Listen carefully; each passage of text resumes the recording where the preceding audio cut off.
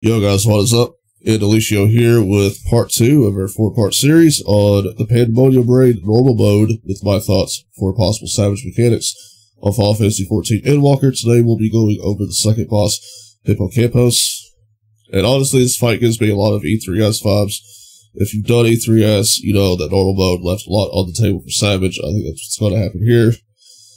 So let's go ahead and get into it. Before you pull the boss, you want to make sure you shield up as the boss starts off with the raid-wide AoE, and I believe that will stay the same for Savage. Now in this fight, the boss, as you can see, is separated from his head and body. You want to keep notes on where the head is at all times, because a lot of mechanics revolve around the head movement across the arena. So as you see, raid-wide, and I believe on Savage, you'll go from raid-wide, just like a normal, to a tank buster that I think both tanks take. So make sure if you're a tank, you want to mitigate that appropriately. Try to choose a major cooldown, and if we healers can, we will put some shields on you.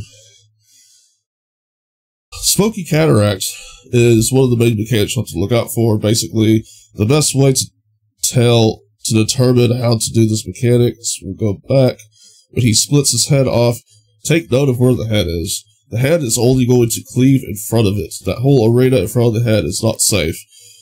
And there's only going to be a couple of possible safe spots, because the body cleaves the arena in front and behind it. So if you're on the side of the boss and behind the head, you should be fine. So keep note of where the head is at all times, because I know a lot of people in normal still have issues with that, as you can see here. Now, in Savage, I think there's going to be a lot more done with that mechanic as well. It may come out a lot faster than what it does here in normal, but the boss does it here twice. I don't think he'll do it twice in Savage, to be quite honest with you. I think there may be a Savage-only mechanic revolving around that particular mechanic. After that, he goes into another raid-wide, which again, you want to shield appropriately and heal through appropriately. If you're a tank, make sure you reprise those, and, you know, if there's back-to-back ones, like Sewage Deluge, which is also another raid-wide AoE, make sure you're using, like Warrior has, the shields, Paladin has shields, Gunbreaker and Dark Knight have 10% damage reduction. Make sure you're using those to help your healers out. Cannot stress that enough.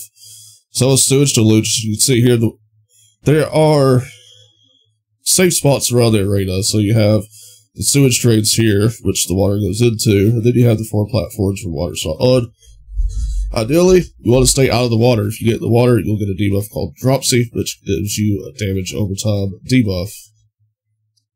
This goes into Tainted Flood, which marks nearly everyone on normal with a marker, and you take damage from that. I believe in Savage, everyone will take that. The best way to resolve that will be to go to your assigned cardinal directions. Predatory Sight gives you a marker. Best way to resolve these, just stack together as you see. Repredict stack, you get it at 9. I think that will stay the same on Savage. He does Shockwave, so the best way to do Shockwave, let's go back just a tick. He's going to be jumping over here. You want to make sure you can line yourself up to get hit in a straight line, or you just want to use Arm's Length Surecast. Honestly, I just Surecast these. It's a lot easier. And as you can see, that Dropsy debuff is nothing to scoff at. Now with Disassociation, his head comes off, and it will run through the arena. Anyone in that path will take damage. Again, it's kind of like E3S, when the when Leviathan would jump through the arena during its down period. Except here, you don't have a down period. Honestly, I think this will come out a lot faster. I think it'll probably be like E3S, where we have constant. You have to keep track of where the head is and be quick like that. The next mechanic, Coherence, it marks one player with this. I don't remember what it's called. It marks the player with this, which if you're the player, you want to go to the farthest corner away from raid, and then the raid also gets a stackable damage modifier here. Stack on these and use your mitigation cooldowns as possible. If you are on, say, Dancer, use your, I can't even think. You know what to use. Then we get hit with another raid wad. The mitigation should be able to hold through that raid wad, so we don't take so much damage. Here's another sewage deluge. More raid wad damage, again, reprisal, and mitigate these as needed. Then we get hit with another tainted flood. Like I said, there's a lot of repeat mechanics on normal because I think there's a lot of savage mechanics that we will have. And if you can get over this little mechanic here, honestly, you will do quite well, I think, when it comes to Savage. I think that's going to be a lot of hurdles for people, because I think on Savage, it's going to go quick. Sewage Eruption, best way to do this is stack and move as a group. It's 3 baits. Once the baits are over, we'll do a Smokey Cataract. Again, get to your safe spot as appropriated.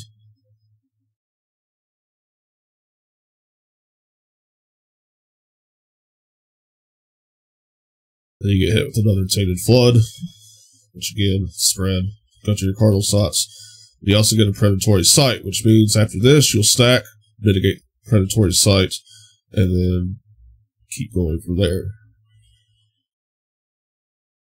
And then you get hit with the Raid Mod AoE. Yes, there's a lot of raid damage going on in this fight. And I say that, there's not a whole lot going on in normal, because honestly, it doesn't feel like there's a lot going on. It's the same mechanics over and over and over. And it makes me think that disassociation, like I said, on Savage, I think it'll be like E3S. I think there'll be 2 heads, they'll move super quick.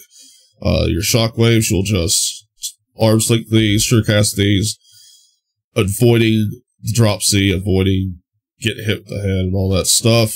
Especially if you're melee, use your arms link to keep your uptime. That's the best way I can tell you how to avoid that. As for Savage mechanics, it's kind of hard to say what they're going to do. I think there's going to be a lot more revolving around the head and body. I think there's going to be more revolving around the water stuff, where you have to kind of work as a group to get around that.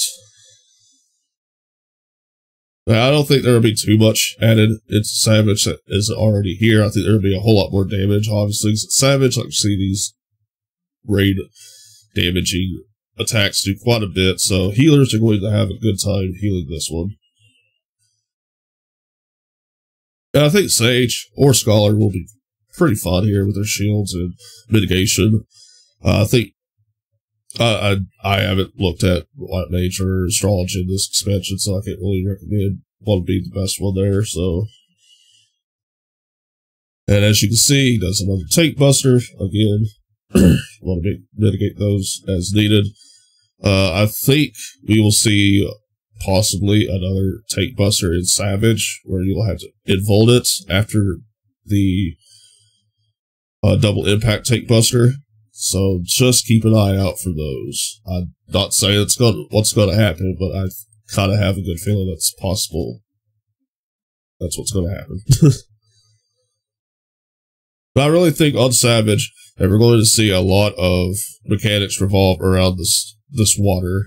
Like at E3S, you had the DPS healer tank debuffs, where you had to get to the right spots and do all this other stuff to make sure you resolve the mechanics in a certain way. I don't exactly remember what they were, but I think that's what we're going to see here on P2S whenever it comes out. As you see here, this is why when you do the bait mechanic, you want to do it as a group, because you get people killed. And again, like E3S also had a baiting group mechanic as well, so I mean that's pretty much the whole fight. He just keeps repeating these mechanics. Like I said, it's a lot to heal through. It's a lot to keep track of. I think Predatory Sight on Savage, you'll soak with partners instead of a group. I think there'll be something to revolve around that, where if too many people take it together, it's going to kill people. and stuff like that, I think you're going to have to get your partners, get your spots, and soak that appropriately. So you'll probably be on Cardinals or Inner cards for that. Doesn't really matter because, you know, you have the sewage here.